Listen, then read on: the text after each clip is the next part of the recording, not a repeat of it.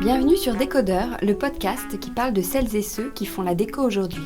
Je m'appelle Hortense Leluc et à chaque nouvel épisode, j'invite à mon micro un architecte ou un designer, une marque reconnue ou émergente, un entrepreneur ou un influenceur, quelqu'un que vous allez connaître ou pas, mais qui dans tous les cas va nous parler déco.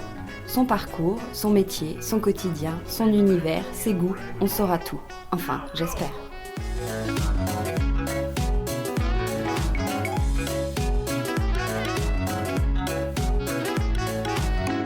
Bonjour à tous, je suis très contente de démarrer la saison 2 de Décodeur, un peu en décalé certes, mais j'ai volontairement laissé passer la rentrée, la reprise des activités, celle des enfants et l'actualité déco aussi, qui est toujours très riche, tout début septembre.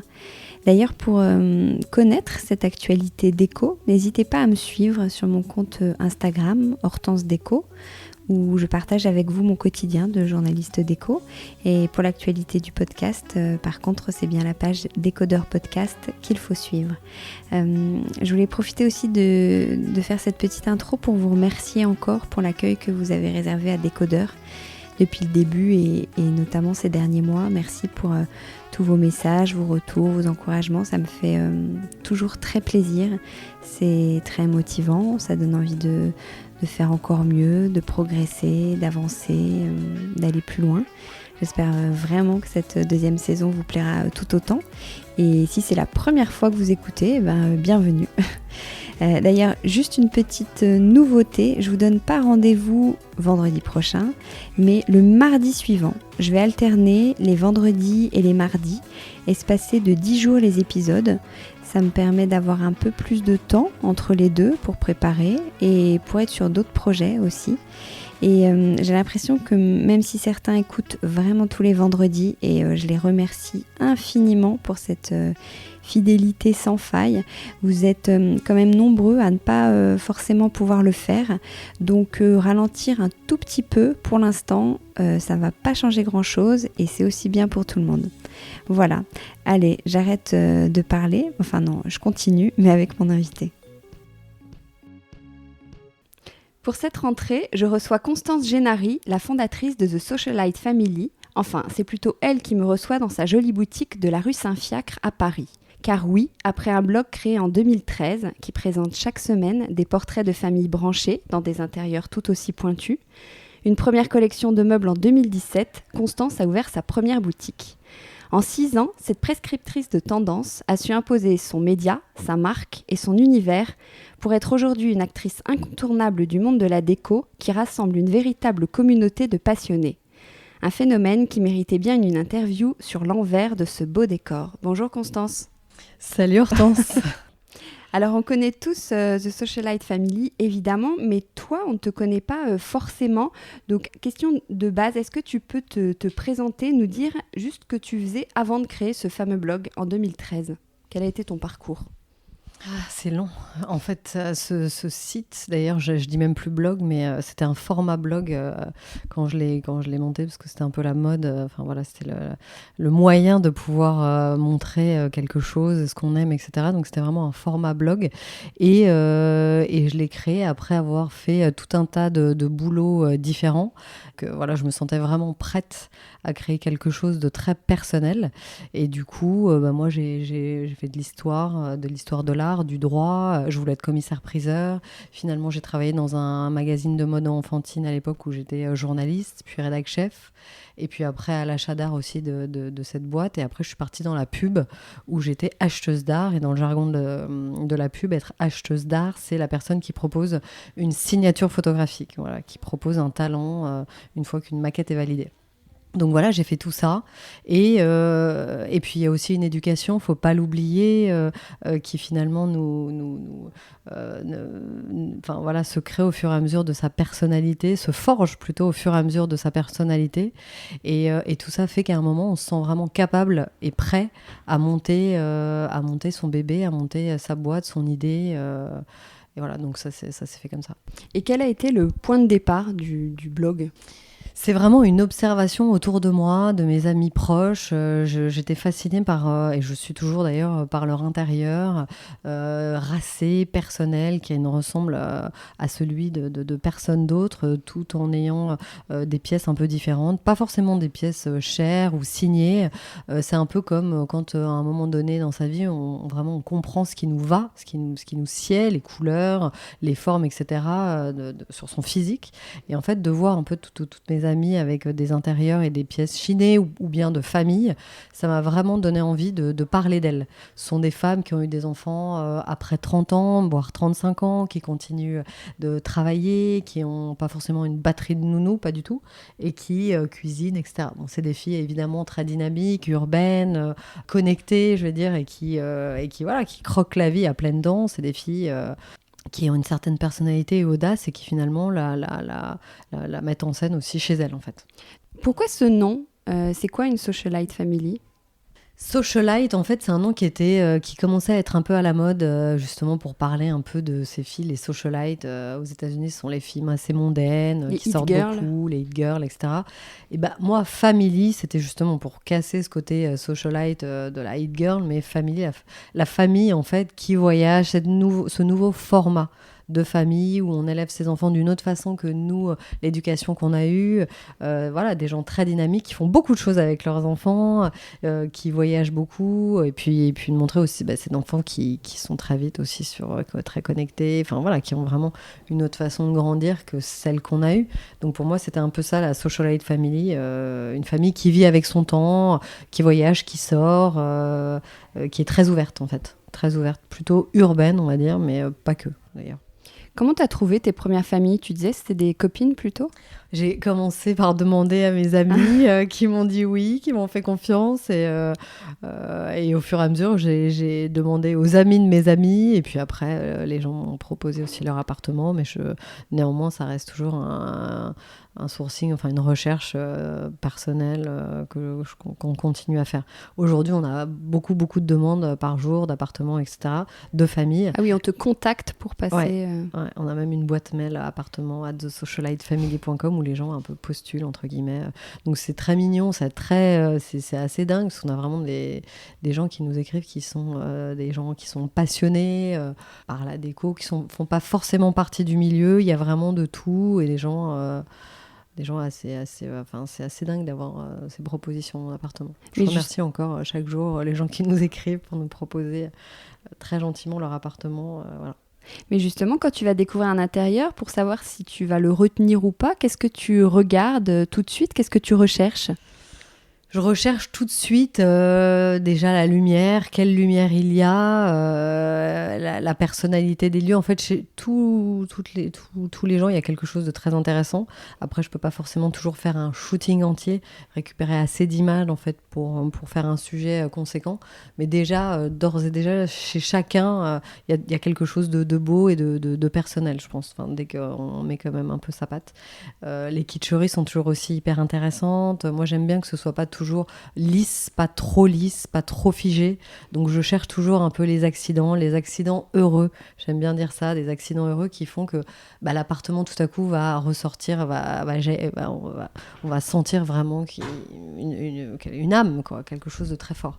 Et c'est ça tout de suite qui m'intéresse. Je le vois, je demande toujours un petit repérage aux gens en photo, à la lumière naturelle, enfin de jour en tout cas, ou sinon j'y vais moi, je fais un petit tour, on va boire un petit café. Ça dépend. Voilà. Alors, quel est l'envers du décor sur un shooting? Ça prend combien de temps? Plutôt 2 heures ou plutôt 2 jours? Alors surtout pas 2 jours, parce que au contraire, c'est un moment d'intimité que je passe avec la personne, avec les gens qui adorablement m'ouvrent leurs portes, donc avec générosité, et c'est un moment en toute intimité. Donc il faut que les gens se sentent bien, et donc j'arrive pas avec une équipe de photographes, c'est très simple, soit c'est moi, soit on a une équipe de photographes qui travaille avec nous, mais c'est une personne qui vient, et c'est plutôt une demi-journée ou une matinée, en fonction du temps de la personne, mais c'est pas 2 heures non plus. parce qu'il faut prendre le temps, c'est une concentration. On est assez généreux, nous, dans les images qu'on présente. Donc, moi, j'aime bien montrer beaucoup de détails, détails d'une lecture, d'un porte-clés, de tout un tas de choses qui m'intéressent. Et donc, donner vraiment à voir à nos lecteurs plein de détails. C'est ça ce sont tous ces détails qui montrent vraiment la personnalité chez qui nous sommes, quoi. Et tu les briefes avant ? Tu leur fais des recommandations ? Aux gens, Ouais. je veux dire, je leur demande de pas trop ranger leur appartement, surtout pas Oui, j'allais trop te ranger. demander, est-ce qu'ils doivent ranger ? Les gens sont toujours très bien élevés, donc même si je leur demande de pas trop ranger, ils se mettent quand même toujours une petite pression pour ranger, ce que je comprends, parce que je suis la première aussi quand je reçois et je vais ranger.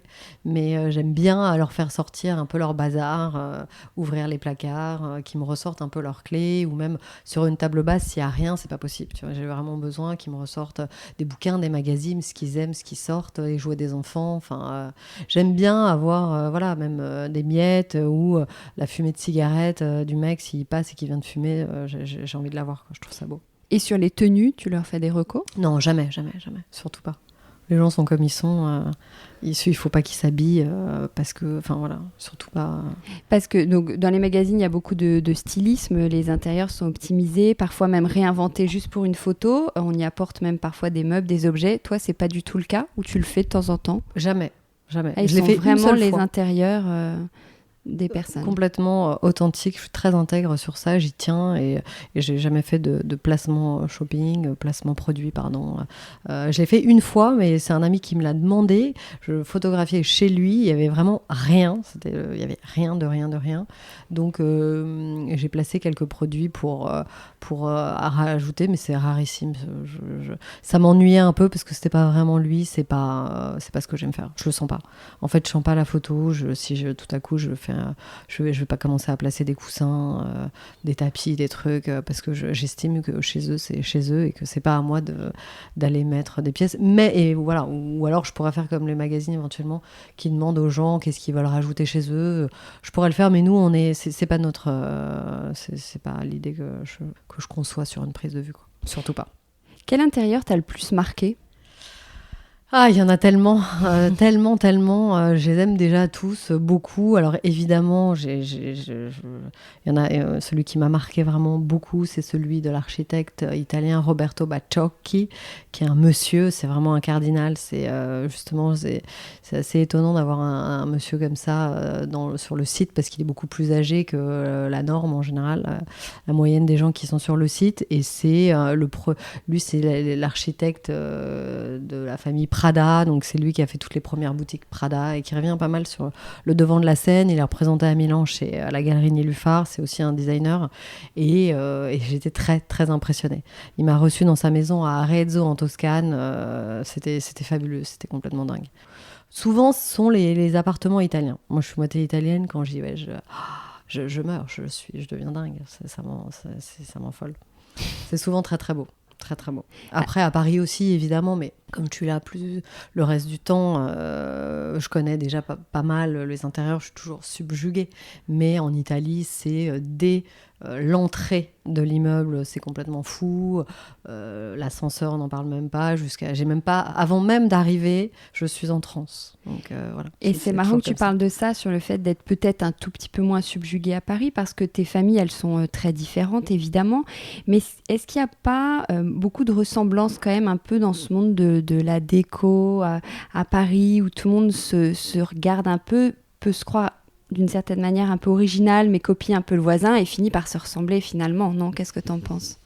Il y a toujours des modes, des tendances, de lignes, de matériaux qu'on retrouve forcément.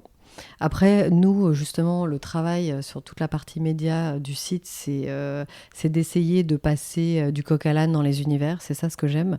Passer d'un univers très 18e ou style empire, enfin un mélange assez éclectique, à quelque chose de très minimaliste, épuré, très blanc, monochrome, m'intéresse vachement. Justement, et ça c'est toute la difficulté du site et de la recherche, parce que il faut justement, c'est trop facile de photographier toujours les mêmes intérieurs, en tout cas des intérieurs avec du mobilier qui se ressemble régulièrement.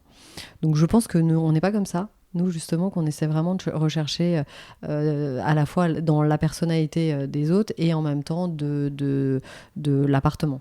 Donc, je pense, et c'est en voyageant aussi pas mal en France qu'on arrive à trouver ça. Parce que entre le nord de la France et le sud, la lumière est différente, les sols, l'architecture est différente, etc. Donc on arrive quand même à trouver des différences.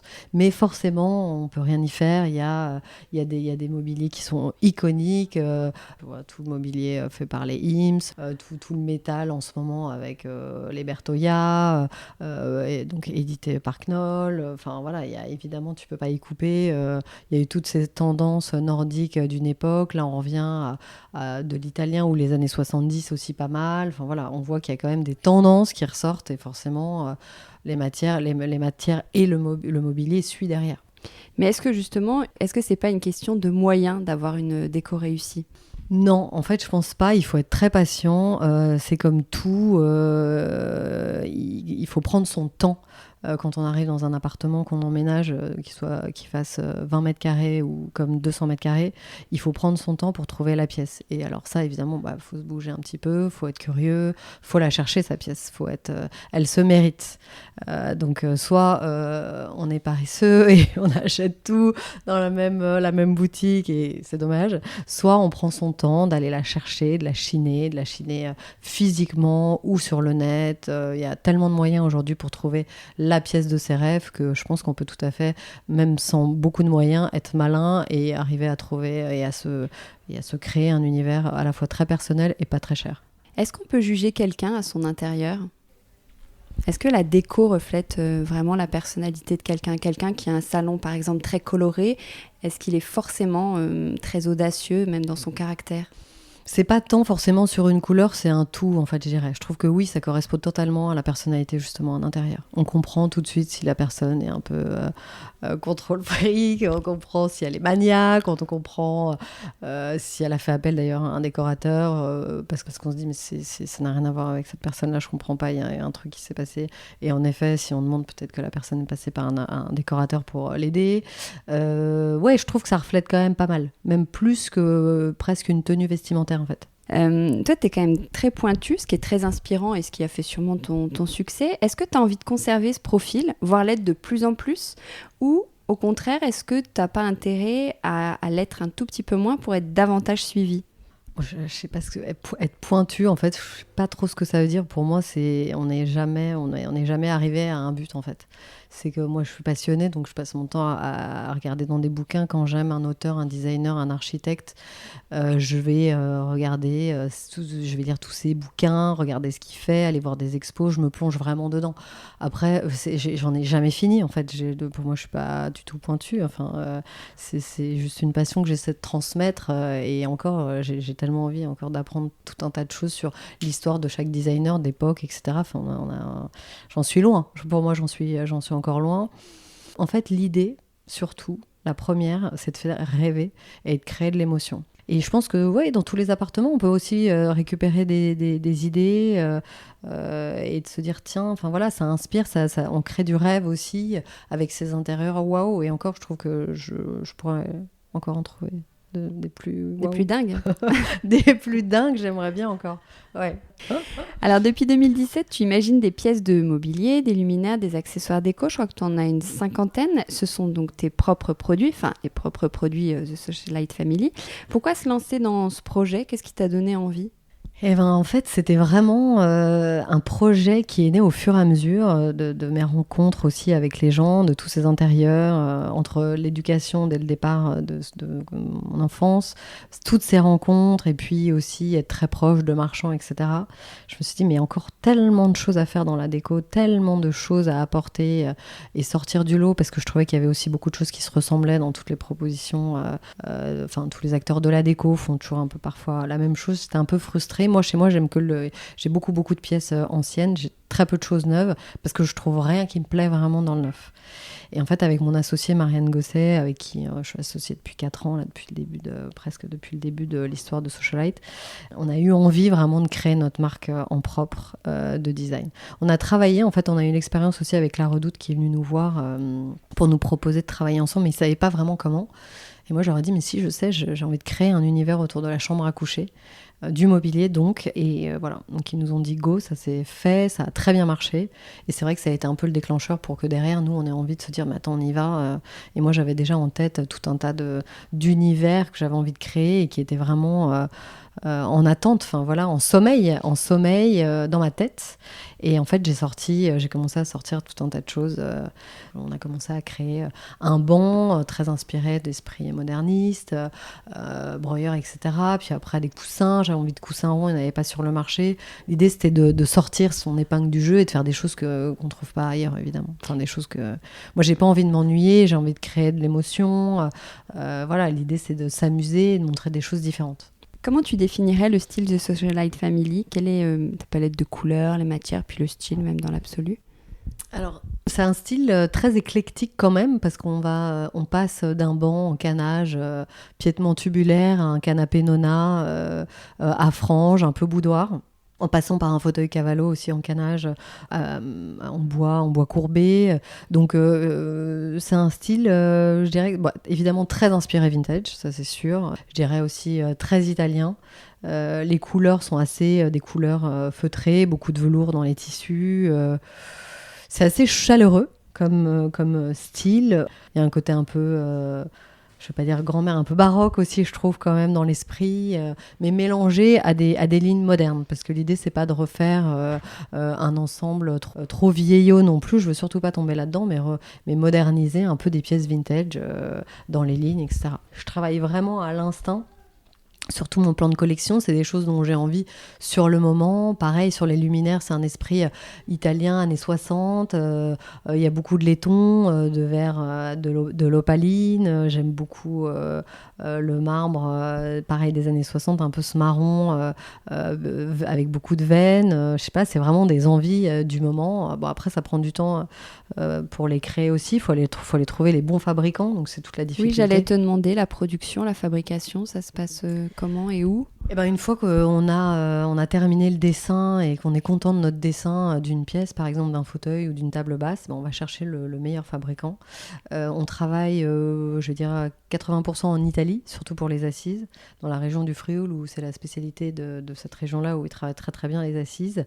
Et voilà, made in Italy, beaucoup. On ne se refait pas. Après, moi, j'aime le travail italien parce que c'est toujours de très bonnes factures. Les Italiens aiment vraiment la très bonne qualité. On travaille sur des pièces qui durent dans le temps, qui se transmettent. Voilà, les Italiens ne laissent jamais partir une pièce qui soit pas parfaite. On travaille aussi beaucoup au Portugal. C'est très intéressant de travailler au Portugal parce que les Portugais sont des travailleurs et le mot impossible n'est pas dans leur langage, donc ça, c'est hyper intéressant parce qu'ils cherchent toujours une solution sur notre design. On travaille aussi au Portugal pour le linge, en France pour le linge aussi, pour la lampe Gioia, elle est faite, l'abat-jour est fait en Italie, c'est un abat-jour plissé, enfin voilà. On essaie de travailler le plus possible en Europe pour que ce soit facile pour nous pour être là, pour se déplacer, vérifier que la qualité est bonne, que tout part dans les temps, chez notre logisticien dans le sud de la France, sud de Paris. J'en viens à ta boutique que tu as ouverte en juin dernier. C'est encore une nouvelle aventure. Pourquoi une envie de boutique physique alors que tu étais sur le web depuis le début ? Parce que c'est important de rencontrer notre communauté aussi, ça c'était primordial. C'est intéressant aussi de recevoir les architectes. On a pas mal d'architectes qui nous commandent, donc c'était bien aussi de se dire on est à Paris, si on peut les recevoir, c'est génial. Si on peut leur montrer nos tissus, donc c'est au départ on s'est dit on va ouvrir peut-être un showroom pour plus toute cette clientèle d'architectes et évidemment les particuliers. Et en fait on a ouvert totalement une vraie boutique du mardi au samedi où on reçoit tout le monde et nous surtout on a nos bureaux derrière, donc on est là, on sent que ça grouille, c'est hyper intéressant puis toute la communauté aussi, enfin les gens, les Parisiens, c'est bien aussi qu'ils puissent pouvoir venir retirer leurs pièces, donc on a aussi le click and collect mis en place, du coup du web au physique, et puis voilà, vraiment de rencontrer. C'est vrai qu'en déco les gens veulent voir aussi l'échelle d'une pièce, toucher un velours, toucher une pièce et après commander de chez eux tranquillement, donc voilà, c'était important de pouvoir aussi avoir un lieu physique. Est-ce que ça veut dire que tu vas arrêter le magazine, la partie média ? Ah non, jamais de la vie, surtout pas. Le média va rester totalement, je l'aime trop, c'est mon bébé. Le site est né comme ça, la marque est née comme ça. Non, non, elle sera toujours visible. Après, c'est vrai que la marque aujourd'hui prend beaucoup de place aussi en temps, mais on arrive très bien à garder tout ça parce que les gens nous connaissent aussi avant tout sur le média. Maintenant, il y a des gens d'ailleurs qui arrivent et qui connaissent que le shop, la partie shop, donc c'est hyper intéressant, mais on gardera toujours le média. On n'a pas trop parlé de ton enfance, mais d'où te vient cette passion pour la déco et ce bon goût? Tu disais c'était ta maman? C'est un peu des deux, parce que mon père milanais, j'avais, tous mes copains, quand j'allais chez eux, j'étais fascinée par leur appartement, ça me rendait dingue. Quand j'étais petite aussi... Tu as grandi à Milan? Non, j'ai pas grandi à Milan. En fait, on était partagés entre Paris et Milan, parce que mes parents étaient séparés.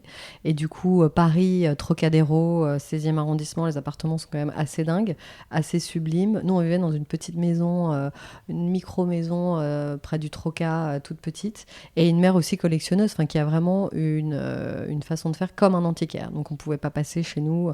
C'était très beau, mais très chargé. De pièces trouvées aussi dans la rue, beaucoup. Les puces tout le temps. Mais nous, ça nous barbait quand on était petits, mes frères et moi, de la suivre. Mais moi, j'étais la petite, donc elle m'emmenait. Et moi, j'étais pas très contente. J'avais froid dans les allées des puces. J'attendais qu'une chose, c'était de pouvoir manger mes frites. Après, c'était un peu ma carotte, tu vois. Et mon frère et ma sœur aînée, Laetitia et Paolo, eux, pouvaient rester à la maison parce qu'ils étaient plus grands. Moi, elle m'a traînée un peu comme ça tout le temps. Et on vivait dans ce décor où elle recevait beaucoup. Ma mère faisait des grands dîners où elle mettait les petits plats dans les grands. Mais nous, on a toujours vécu... C'est même pas qu'elle mettait les petits plats dans les grands, c'était qu'on avait toujours... on était toujours habitués à être dans un décor théâtral. On a vécu là-dedans.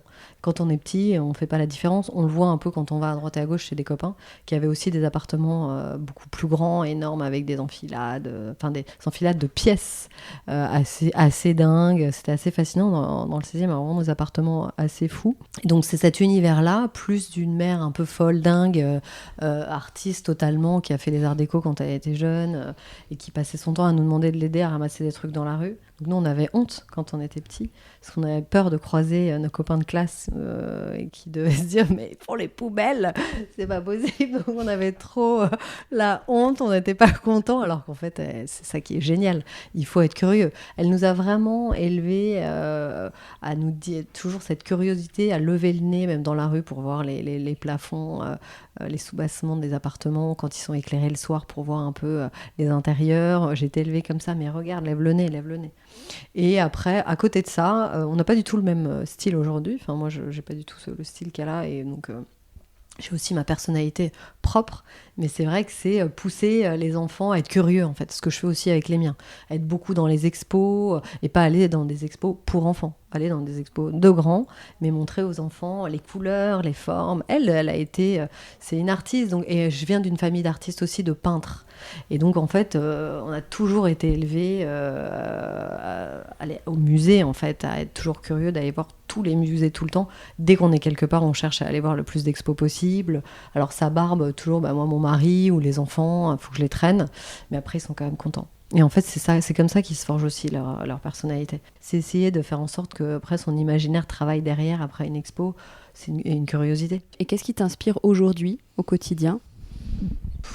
C'est tout le temps, partout. Moi, je suis très curieuse, que je continue. Donc, ça peut être des magazines, des bouquins, une rencontre chez quelqu'un qui m'emmène à une autre, un antiquaire qui va me raconter, je sais pas, quelque chose dans la rue aussi beaucoup. S'arrêter dans une boutique, une vieille boutique, des passages parisiens. Moi, c'est mon quartier. Donc, il y a tous les passages des panoramas ou autres. Tu t'arrêtes chez un libraire, et il va te raconter tout à coup une anecdote sur même un bouquin qui n'a rien à voir avec la déco, mais je sais pas, ça peut être la personnalité de l'auteur qui va te fasciner. Enfin, c'est tout le temps, quoi. Paris est quand même, on a vraiment de la chance d'être dans une ville avec un dynamisme fou. Même dans un restaurant, aujourd'hui, on a tellement de restaurants qui naissent avec des cartes sublimes, délicieuses, trois bouts de ficelle dans la déco. Et en fait, c'est sublime parce que c'est très, très, très simple. Et on n'a pas besoin d'être sophistiqué, d'avoir beaucoup d'argent pour faire quelque chose de très beau avec beaucoup d'âme, quoi. Et l'Italie aussi, tu en parlais, j'imagine que ça t'inspire. Est-ce que tu sais pourquoi, est-ce que tu saurais me dire pourquoi les Italiens ont toujours une longueur d'avance ? Est-ce qu'ils ont une longueur d'avance ? Je pense qu'ils en avaient une. Tu trouves plus ? Si, quand même. Si. Bah, déjà, il y a les Dimoré qui, clairement, sont les stars, qui sont les stars depuis un moment et qui continuent de l'être parce qu'ils ont ce culot pour mélanger les pièces, les époques, avec un charme. Enfin, c'est plus qu'un charme, c'est qu'ils sont racés, les deux. Emiliano, il est fou, quoi. Et il arrive tellement à prendre des risques dans le choix de ses couleurs, du mobilier qui mélange des ensembles à l'opposé et qui fait que c'est assez dingue. Il y a eux, avec leur création de mobilier aussi. Donc clairement, les Italiens sont by far les plus avant-gardistes. Eux, en fait, c'est toujours la qualité prime. Donc ils vont toujours trouver à la fois, ils vont toujours réussir à créer un meuble beau et fonctionnel. Et c'est ça c'est ça qui est assez fascinant. Ils sont très très forts. Et ça, c'est un peu l'esprit italien aussi, d'être toujours libre. Je pense aussi, ils font ce qu'ils veulent. Ils ont un culot assez fort qui me plaît, parce que j'adore ça. Et tout en étant très nonchalant. Petite parenthèse Instagram, avec The Socialite Family, vous avez créé une véritable communauté, et notamment donc, sur Instagram, vous avez 170 000 followers. Quel est ton rapport, toi, à Instagram ? Est-ce que ça peut être une source d'inspiration ?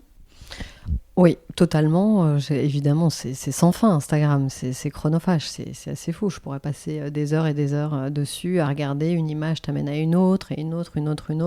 C'est assez dingue. Je trouve que c'est très, très fort. Ouais, j'aime beaucoup. Je passe beaucoup de temps sur Instagram. Ça donne plein d'idées. Il y a toujours des comptes assez intéressants, des comptes qui présentent aussi des pièces vintage. Donc, en fait, d'ailleurs, chiner aussi sur Instagram, c'est hyper intéressant. Il y a plein de marchands maintenant du monde entier qui mettent leurs pièces. Donc, c'est assez... c'est pareil, une source pour s'instruire qui est super. Alors, j'en reviens à ta petite organisation. Tu as commencé seule, mais j'imagine que tu as une équipe désormais. Tu parlais de Marianne Gosset tout à l'heure. Vous êtes combien dans l'équipe ? On est 15 aujourd'hui. Ah oui. On est 15, ouais. Une vraie petite start-up très dynamique, avec pas mal de filles, pas mal de nanas, quelques garçons. Et quel type de métier se cache derrière cette équipe ? En fait, c'est tout un truc, parce que maintenant, il y a beaucoup de gens dédiés au shop, et toute la chaîne de fabrication, qui est évidemment très, très importante, de la fabrication, du suivi fab, jusqu'à de la création d'abord, surtout, voilà, de la créa, jusqu'à la sortie finale et à la livraison d'une pièce. Donc il faut suivre tout ce cheminement. Et avec Marianne, donc comment vous êtes organisée ? Comment votre duo est organisé ? Marianne, c'est vraiment toute la partie business et développement, toute la partie finance, toute l'étude du site, de la marque. Enfin, on travaille vraiment main dans la main toutes les deux. On est très proches, on s'entend très très bien, on sait beaucoup. Et donc on se concerte tout le temps. C'est vraiment partie un côté finance et de l'autre créa. Qu'est-ce qui te plaît le plus, toi, dans ton métier ? Ce qui me plaît le plus, c'est quand on reçoit notre proto. Non, pas le plus, mais ça, c'est assez excitant quand le proto arrive au bureau et que là, on est toutes autour du carton, prêtes à l'ouvrir et à découvrir cette pièce qui enfin est arrivée après moult allers-retours et travail et corrections, etc. Et quand la pièce arrive et qu'elle est prête et qu'elle est belle et qu'elle est prête à être produite, ça, c'est très grisant. C'est très, très grisant. Et le moins ? La patience, faut être très patient, faut apprendre à être patient. Et comme moi, je suis deux fois que tu nous en parles. Surex, je suis assez surexcitée tout le temps. Il y a un sujet là-dessus. Ouais, il faut que je sorte, que j'aille faire du sport pour me calmer, parce que c'est souvent assez long, c'est très long.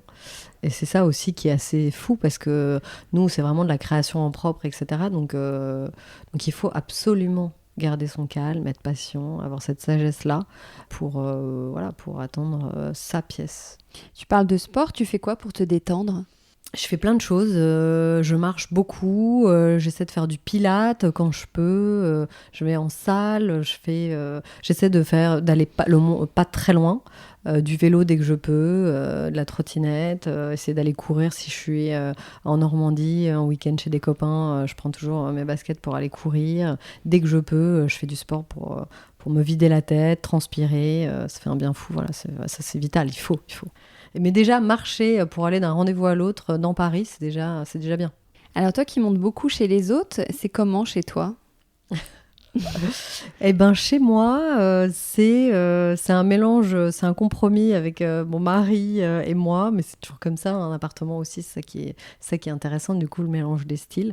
Bon, j'ai quand même pas mal imposé, parce qu'il faut, comme je suis dedans, et que je commence un peu à collectionner, tu vois, les vieux luminaires, etc., les pièces, forcément, bon, on se refait pas, enfin, quand on recherche toujours, on accumule pas mal, et lui déteste l'accumulation. Et donc je fais un peu gaffe, j'essaie de faire tourner les pièces. Mais alors du coup, c'est un mélange, beaucoup de pièces vintage, beaucoup d'années 70, pas mal, qui vont se mélanger avec un tapis chinois ou un tapis perse, coloré, des pièces qui ne sont pas signées forcément, d'ailleurs très peu sont signées. C'est vrai que c'est beaucoup de pièces vintage. Et tu n'achètes pas de contemporain? Pas vraiment en fait, pas plus que ça. En fait si, là, j'achète plutôt de l'art. Des peintures, des toiles que je trouve de jeunes artistes. Donc, c'est actuel. Voilà, j'ai envie de ça. J'ai envie beaucoup de peinture et d'art. Là, j'ai envie de ça. Est-ce que tu y a un endroit chez toi que tu préfères? Mon lit. Tu es fatiguée alors que c'est la rentrée? Non, je suis pas fatiguée, mais j'adore. J'ai toujours bouquiné ou travaillé quand j'étais étudiante dans mon lit. Enfin, mon lit, c'est tout ce que j'aime. Parce que j'aime les draps lourds, j'aime les draps anciens. C'est une fraîcheur. C'est enfin, je me repose, je me mets là. Il y a les enfants qui viennent. C'est vraiment le radeau de la Méduse, quoi. J'adore. Quel est ton dernier achat déco? C'est un tapis perse rose, mais un rose plus que framboise, un rose hyper fort et hyper dense, on va dire. Très simple, donc vraiment une seule couleur. Ça, c'est le dernier achat déco que j'ai fait. Et celui dont tu rêves? J'aimerais bien un luminaire de Gino Sarfati, mais d'époque, évidemment que d'époque. Style Novo aussi, j'adore ces luminaires. Je suis très luminaire, moi. J'adore ça. Il y en a plein, il y a de Dino Gavina aussi, un canapé de Takahama de Paradiso Terrestre, mais bon, c'est très très pointu, je vais peut-être pas aller aussi loin. Il y en a plein, je rêve de plein de choses. Est-ce qu'il y a un designer que tu aimes particulièrement? Est-ce que tu nous cites des noms là? Est-ce qu'il y en a un que tu préfères? Ou un courant? En fait, là, je trouve quand même pas mal les années 70, mais j'aime bien les années 70 mélangées à de l'art déco, par exemple, tu vois. Il n'y a pas vraiment un seul courant, seul et unique. Enfin, je ne suis pas monomaniaque sur un courant. Dans chaque époque, il y a des trucs, il y a vraiment des matériaux hyper intéressants ou des lignes qui sont assez folles. Donc, Liberty aussi, le courant Liberty est hyper beau. J'allais te demander où tu fais ton shopping déco, tes bonnes adresses, mais en fait, tu chines quasiment exclusivement. Ouais, c'est que de la Chine. J'achète rien de neuf, assez rarement. Et puis maintenant, j'achète chez moi. Socialite Family, avant tout, parce que j'aime surtout les pièces qu'on fait. J'adore ma lampe Joya, et je dis ma, parce que j'ai mis du temps à la pondre, surtout avec l'abat-jour, etc., à plisser. Je l'aime d'amour. La table basse Carlotta, j'en suis dingue. Du coup, le banc, je l'ai. Enfin, les pièces de la collection, c'est mes pièces, en fait. C'est les pièces que j'ai envie d'avoir chez moi. C'est surtout ça. Dans un monde parallèle, si tu pouvais faire un dîner avec les invités de tes rêves, à quoi ressemblerait ta table et qui seraient tes invités? Moi, ce serait un mélange d'artistes comme un Mathias Kiss que j'aime beaucoup, par exemple. Voilà, j'adore son travail. Tu me demandais tout à l'heure, voilà, lui, j'adore. Théodore Fivel aussi, un autre artiste. J'aime m'entourer d'artistes. D'antiquaires, ce serait un mélange d'artistes, d'antiquaires, de bons vivants. En fait, moi, je suis très... j'aime les dîners un peu à l'ancienne, justement, les dîners un peu qu'il y avait au 18e, où on recevait, ça durait des heures avec que des mélanges des genres. Et ça, j'adore ça. Il faudrait que tu nous mettes un chanteur, là. Un chanteur, évidemment. Lequel? Quel chanteur? Lucio Battisti avec nous, qui n'est plus de ce monde. Un chanteur italien qui pourrait venir. Ou alors non, un duo, voilà, Polo et Pan. Un duo de jeunes DJ électro mélangés avec des artistes, des écrivains bien sûr, un Thibaut de Montaigu par exemple, qui est un copain. Voilà. Alors, on va terminer avec les questions à What Meal, qui sont des petites questions pas cher payées. On va faire questions à What Meal spéciale rentrée. Donc, question à 10 €, le prix de 100 cartes Pokémon qu'on s'échange et qu'on se dispute. Est-ce que quand tu étais jeune, on t'a souvent appelé Hortense au lieu de Constance? Mais carrément, j'ai failli t'appeler Constance d'ailleurs, Hortense. On m'appait Hortense. Ouais, parce que moi, on m'appelait Constance, donc j'avais envie d'en parler avec toi. Question à 19 €, le prix d'un sac à dos pour enfants. Je crois que tu aimes beaucoup la mode aussi, donc tu es plutôt sac à dos, besace, pochette ou banane, comme on peut voir sur les filles les plus branchées, justement. J'adore les bananes, en fait, c'est clair, j'adore ça. Je suis fan de la banane parce que moi, j'ai envie d'avoir les mains libres, déjà pour tenir mes enfants des deux côtés. Après, mon vélo ou ma trottinette. Donc, je pense que c'est vraiment la femme libre, la femme du moment. C'est avoir le moins de choses possible parce que finalement, sur un téléphone, on a tout, on a son ordinateur, ses clés et roule ma poule. Et question à 2,50 €, le prix d'un cahier. Est-ce que tu peux nous dire en italien « Très bonne rentrée à tous ». Buon rientro a tutti. Ciao, ciao. Merci beaucoup, Constance. Salut Hortense.